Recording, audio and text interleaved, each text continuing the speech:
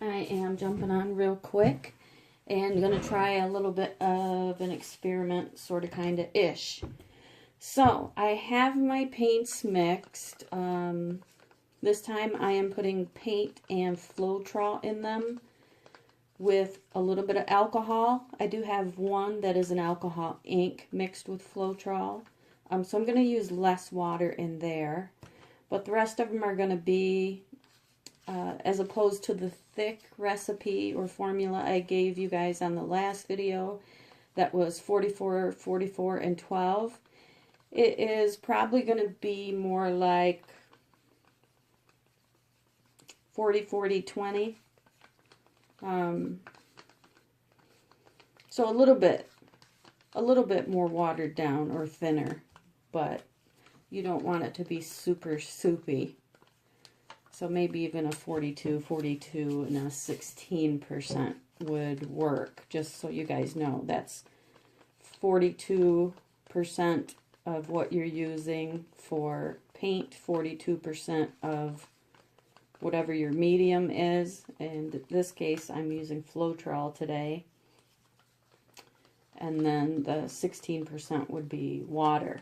Today I am using very soapy water. You can kind of see it has that little bit of a blue tint to it.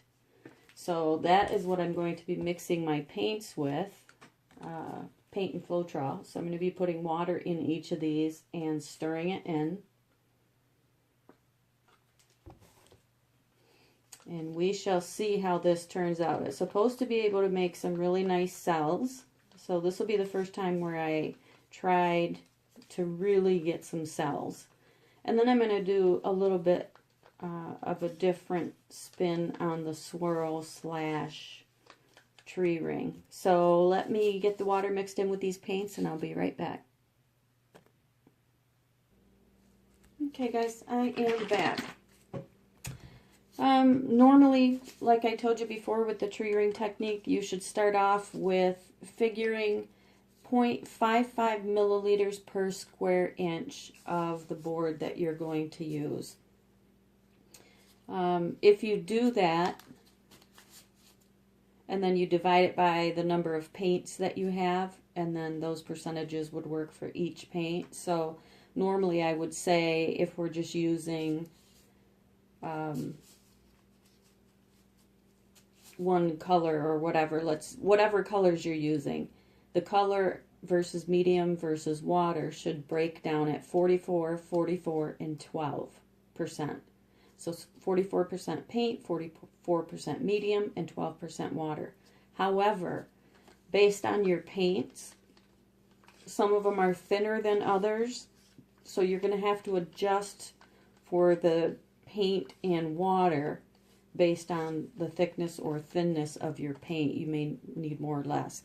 Same thing with the medium. The Floetrol doesn't keep the paint as thick as the glue would that I usually use. So because of that, you're going to need less water. So you can add a bit more paint. Whatever percentage you remove in water, just add that back in paint. So let's say instead of the 12% water, you find out you only need 8%. So that leaves 4%, right? So you can put 48% paint, 44% medium, or your Floetrol, if that's what you're using. So just play around with it a little bit. And if you do that, I think you'll come up with some ways that work for you, because you know, everybody has a different way of doing things. Everybody has a different idea of what they like and don't like. So, before I start to pour in my cup here, I wanted to make sure my paints were shaken up. I've got my black and my white. Now, in these ones, I usually tell you I just do paint and water. In these ones, I wanted to make sure it was the same as my paints. So we're going to be experimenting a little. And this is the same mix. So it's 44, 44, and 12. Probably more 42, 42, because I want it a little bit thinner than my paints. So just keep that in mind, that this paint is very similar to the paint that you use for your pour, but it is slightly thinner, so it won't start drying out as quick and it will flow a bit better. And then same thing with the white. Okay, so I have 6 different colors here in addition to my white. So I'm going to start putting some colors in my cup. A old taped up cup.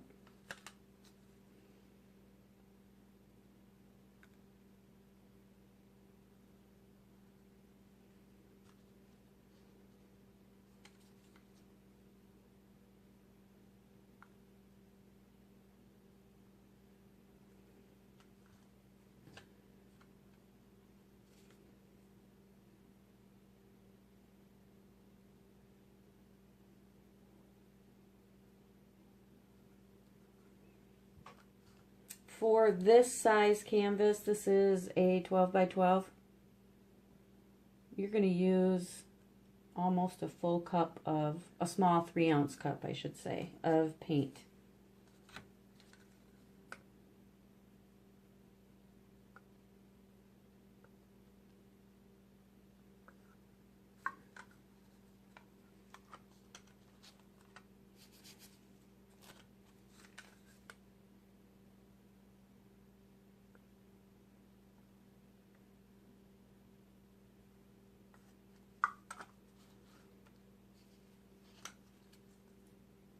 And I did put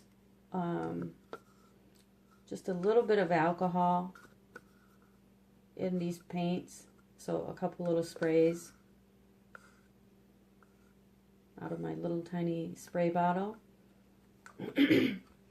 And just keep in mind, when you use alcohol, you'll also be thinning out your paint. So you may end up needing a little bit less water too because of that. So just keep that in mind depending on what you're mixing with, okay? Or what you're adding, the additives for your paint.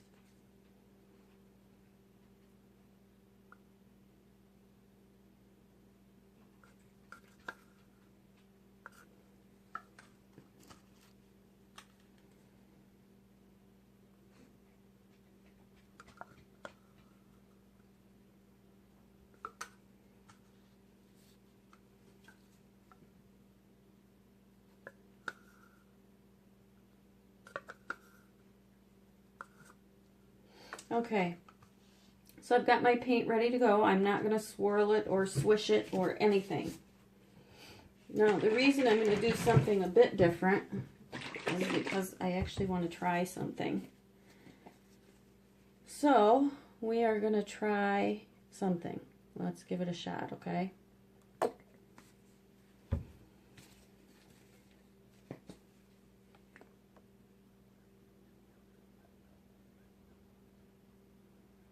So I've got half of white, and then the other half is a very dark granite mixed with black. So I'm just going to go ahead and spread this on like I normally would. I'm just going to keep the black and white separate, blending in slightly towards the center, obviously. So I'm going to get this spread out, and I will be right back. Okay guys, so I have my board ready to go. Now this time I am not going to put the circle of paint down because I've got a little bit thicker of an edge here. So let's see if my little contraption is going to work.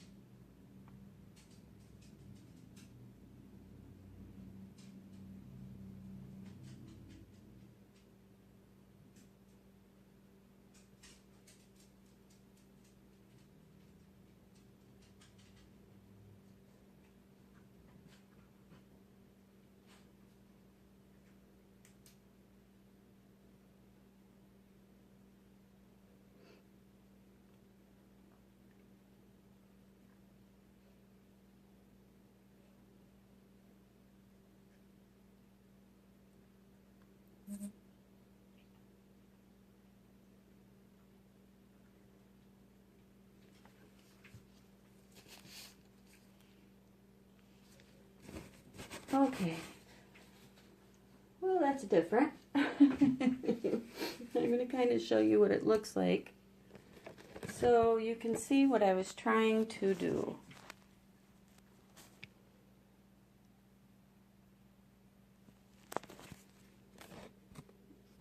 So let's see how this is going to work. I'm not going to do that yet. Ooh, I just got very dirty on my gloves. I just dipped it in a ton of paint. Oops.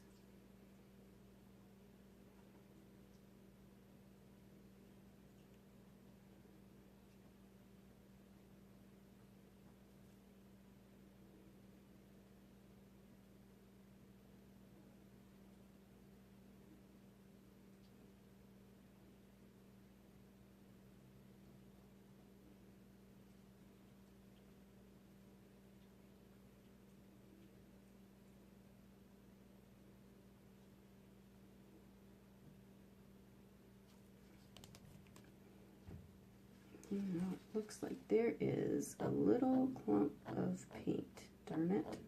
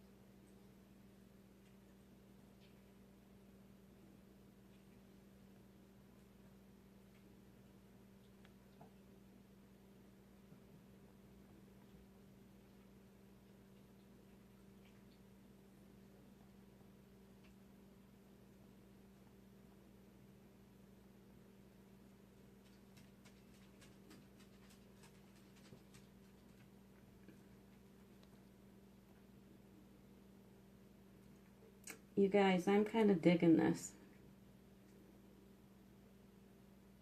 I really am.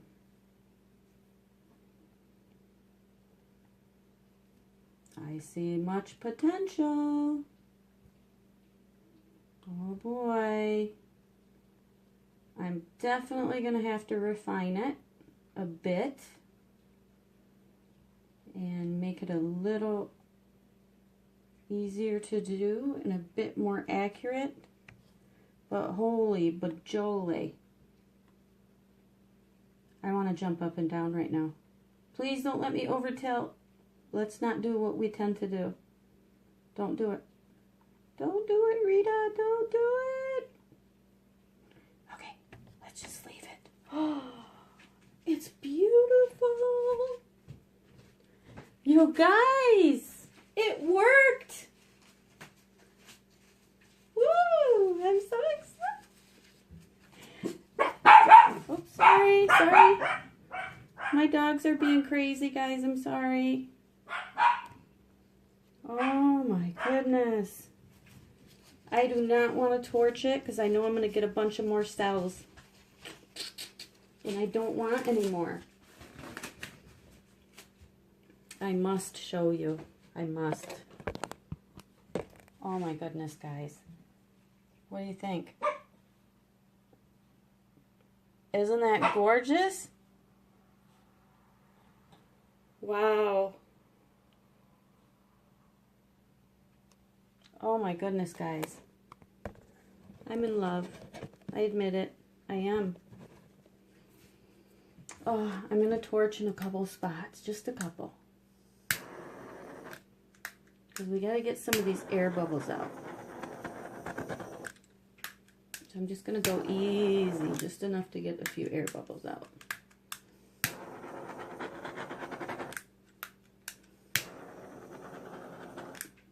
Oh, I love what's going on with the white underneath and with the black underneath the other side. Woo! Oh boy. I have an invention. I'm sure somebody already has it again, but it's an invention to me. How about that? I'm so excited. Oh, now I have to make it even better. Now that I know it is going to do this, because this is like beautiful. I wish you guys could see it in person. It really is just beautiful. Okay, well, I guess that's it. I just wanted to come on and show you the paints that I did this time. It was with Floetrol instead of my Elmer's glue. And normally I don't like the way that looks under this technique, but because of how I was doing it this time, I wanted to try it again with some Floetrol, and it worked very nicely. Just keep in mind that you will not need as much water, because then it might get just a little bit too runny, especially if you're going to put any additives in. So I used a little bit of soapy water, dish soap, not very much, because the Floetrol, you know, does a good job of thinning down the paint. And then I put a little bit of alcohol in, I think 4 of the colors, and then one of the color was an alcohol ink. So that was really nice on its own. This is it. When it dries, I will let you guys see how it finished up. And if it dries as beautiful as it is right now, I will let you guys know exactly how I did it, as opposed to just kind of coming on with the colors already mixed and whatever. And then I'll show you like my little invention and show you how you can make it, because it's something you can make easily to get this look. All right, guys, thanks a bunch. I just want to let you guys know if there's anything you want me to discuss about this technique, or if you want me to try something new like this today, just shoot me a message and let me know. If you're having a hard time getting the technique, please, please, please get a hold of me, because it is so much fun. I've had so much fun with this, and watching what everybody else is doing with it. They're taking it and twisting it and turning it and doing different things, which is really exciting, because we can do the same technique 100 million different ways. So there's a lot of fun in that, but I want you to be able to get it. And if you're frustrated with it, that's not fun, and I don't get enjoyment for that. So please get in touch with me, and I'll be able to tell you what you're doing and how to correct it. And I don't want to do videos just to do videos. So I'm not going to do a video of me doing another ring technique or the swirl and then posting it saying, hey, here you go, these are the colors I use, because there's enough of those videos now. The internet right now is swarmed with people doing this technique, which is flattering and amazing. But you don't need more of that, I don't think. So I want to keep doing something slightly different if I can, to keep adding to this technique. So you're not just going to tune in to see the same old, same old. And I want it to be, here's how to correct these issues, so I can help the people that aren't getting it as easily, so they can join in the fun of like what happened here today. So it's just amazing. So I will talk to you guys later. I'm excited. I've got to go get a drink of water and calm down, because I feel like running around the block. Thanks for tuning in, guys. I will talk to you later, and happy swirling.